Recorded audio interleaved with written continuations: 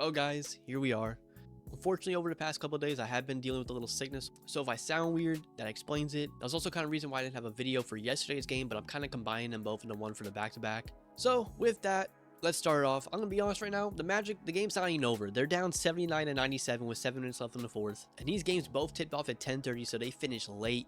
And I'm gonna be honest, I think I could say I've seen enough from this game. The Magic ended up going 0-2 in this LA road trip, and to be honest, there's a lot of things I have to talk about. I'm gonna first start off with what's fresh on the mind with this Clippers game. Not that the Lakers was too far ago, but I do have my notes for that, and there's just more positives in that game that I can go off of that I want to talk about. It was a closer game. So yeah, the Clippers game, they went in tonight, traded for James Harden last night. They were missing multiple rotational pieces, and obviously James Harden himself. Now this was the second night of a back-to-back for the Magic, so I was kind of giving him some leeway, but what we saw tonight, I think nobody will say otherwise. It just wasn't good. Initially in my first half, I gave props to the defense because, you know, the only reason we were in this game is because our defense, because we could not score the ball at all, and luckily neither could the Clippers. If you go back and watch this game, both teams started off not knowing how to score. The Clippers started off like 0 for 10 from the field. And pretty much through our whole star rotation, we just had zero offense. Shots weren't falling, we had sloppy turnovers. A lot of what I felt were some forced shots that just weren't pretty. Our first little glimpse of life, you know, kind of had to come when our bench unit came into the game, and even then it was still not pretty at all. Somehow, fortunately, just like last game, we went into halftime with a lead. Now, I will say with both games, the lead should have been a lot bigger if we were just playing better. But then coming out of halftime, we come in and give the Clippers an 18-3 run. And I'm gonna be honest, from there, they kind of just never looked back at us. I don't know what happened to our defense. We let Russell Westbrook actually just dominate us in the third quarter. And then Paul George's shot starting to drop. I just don't know what happened to the defense. Obviously, the Paul George shooting was,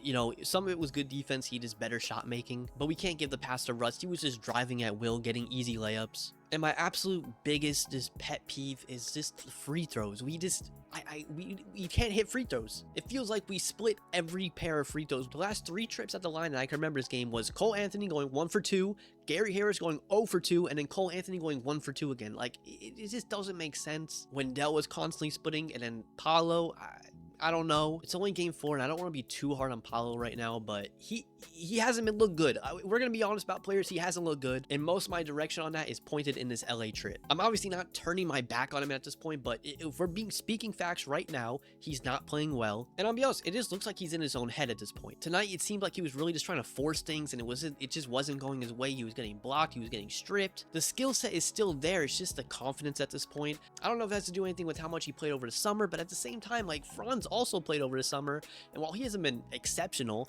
he's been like competent to what he was last year. I understand it's year 3 for him and year 2 for Paolo, and there's that sophomore slump, but at this point we're kind of just looking for flashes of what we saw in his rookie season. As of right now in his game, he's played 31 minutes, he has 15 points, and he's 5 of 13 from the field and 4 of 8 from the free throw line. He's shooting 50% from the free throw line today. I know a lot of people are talking about Paolo, so I won't make this whole thing about him, but I hope this, whatever is going through, he will snap out of it soon. But that aside, we know this team wants to win, and if they want to win, we have to treat them to that standard. But yeah, back to this game. The offense was the very blatant issue tonight. And I don't completely put that all on our players. I actually have to put some of that on Mosley himself. And Mosley had some questionable things last night. I'll get into that especially. But I just think if Mosley sees us this stagnant on offense, he has to do something. Like, I understand letting our guys, you know, figure this out ourselves, but we are trying to win these games and we are in winnable situations. So I'm sure he's trying, but you have to switch it up or throw something out there when things aren't working. Whether it is an Anthony Black or a Jet Howard appearance in replace of Joe Ingles or something like that. I don't know. It's just slightly concerning to me because besides Houston, obviously the defenses look great all around, except for maybe the second half today. But besides Houston's game, like, our offense in the other 3 games hasn't been great. Like, we got the win in Portland, but the score of that game was not very high. We've had to pretty heavily rely on Cole coming off the bench and kind of giving us that spark plug.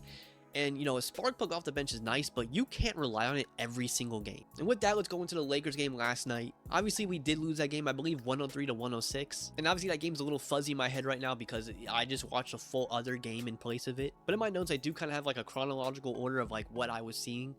And apparently right away I did see ugly opening, can't hold on the ball, I wrote, which kind of sounds similar to what I was seeing tonight. I remember once again it was a game where we start off slower on offense, not nearly as bad as this. We did see a more aggressive Markelle in that first half. The shot wasn't necessarily falling, but it was, you know, glimpses of aggression that we've been asking for.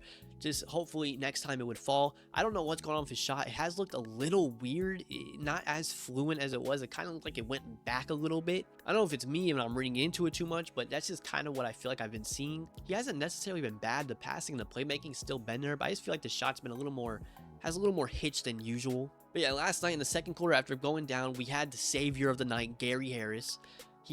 I think he was perfect from 3 last night. And halfway through that second quarter, he comes in and just brings us back into the game, and we even take the lead. But from there, we only see him a little bit more in the third. He hits one more 3, and then we don't see him at all. And I'll just go into this right now and get out of the way. Last night, down 3 with like 10 seconds left. We called a timeout. We can draw up a play, and for some reason, our player that's shooting perfect from 3 on the night doesn't get subbed into the game for a 3-point possession. Jamal Mosley, the man we were just talking about riding a hot hand in the game before with Cole and Mo, somehow doesn't make the substitution to bring the best 3-point shooter on the team in when your team's down 3. This isn't some sort of like, oh, like we're subbing you out for like the final 5 minutes of the game because no, this is one possession and we need a 3. He ran the starting line of Markel, Jalen, Franz, Paolo, and Wendell. And no disrespect to them, but it's very obvious they're not a 3-point shooting lineup. And then the play he drew up, I don't know if the Suggs driving to the rim on AD was a thing. I think it should have been a foul personally, so we should have at least gotten the free throws to potentially tie the game there. But then, you know, coming back down 3, we give the ball to Franz. He takes like a deep 3 ball on LeBron, who I think tips it. Suggs does come and get the rebound and it can run back out to the 3-point with like 2 seconds left. Pump fakes, AD jumps past him, and he gets a pretty open 3 for the game. Unfortunately, he does miss it, but it is very like head scratching why we don't make some sort of substitution there to get at least some 3-point shooter in.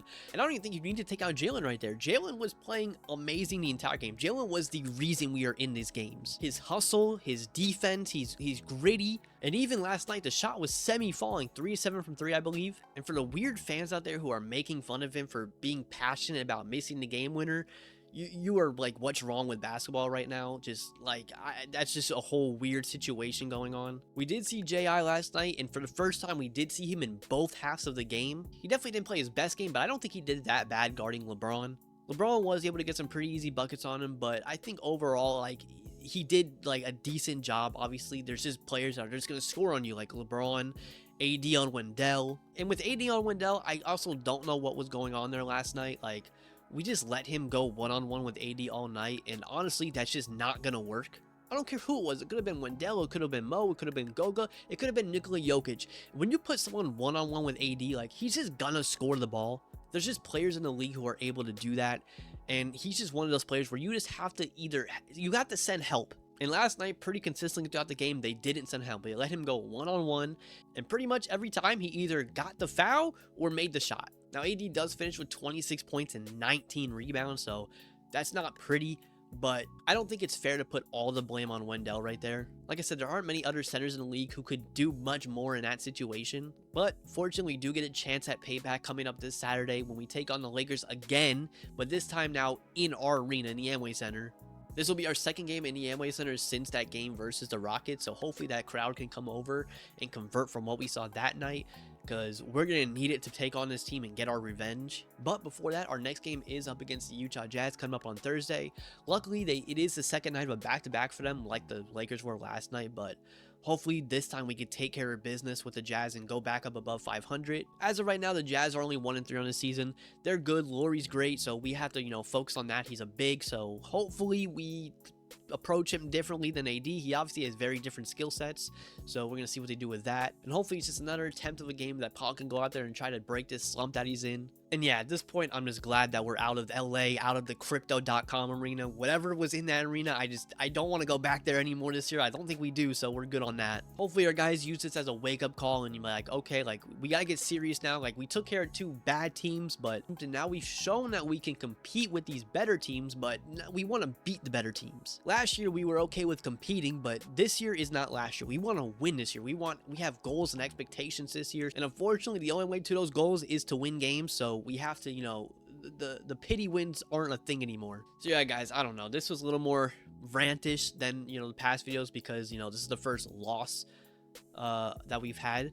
And coming off a very ugly one tonight. I don't think if I did this yesterday, it would have been nearly as bad. Yesterday's loss was a little more of a gun punch than today's because we were really never in it in the second half, it felt like. But yeah, we can't keep pondering over what happened. We can only look to the future and, you know, grow from this, hopefully. But with that, let me know what you guys think. How you guys feeling after this 2-game road trip? What did this point out to you that you think that we have to work on now? This is an open space. Air it out how you want. I enjoy reading the comments, so yeah, just let me know. With that, it's 1:15 in the morning. I gotta go edit this and get it ready to be uploaded.